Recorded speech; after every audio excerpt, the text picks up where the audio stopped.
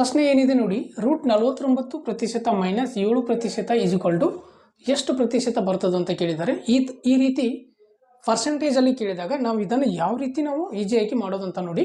ಇಲ್ಲಿ 49% ಕೊಟ್ಟಿದ್ರೆ ಹೌದಾ, √49 ಡಿವೈಡೆಡ್ ಬೈ ಪ್ರತಿಶತ ಇದ್ದಾಗ 100 ಬರ್ತದೆ ಹೌದಾ.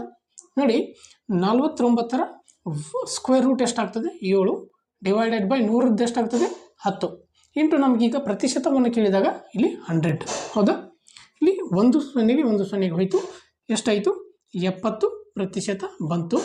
ನಮಗೆ ಮೈನಸಲ್ಲಿ ಎಷ್ಟು ಕೇಳಿದ್ದಾರೆ ನೋಡಿ, 7% 70%ಲ್ಲಿ 7ನ್ನು ಕಳೆದರೆ ಎಷ್ಟು 63% ಬರ್ತದೆ. ಸೊ ಹಾಗಾಗಿ ಸರಿಯಾದಂಥ ಉತ್ತರ option C is right answer.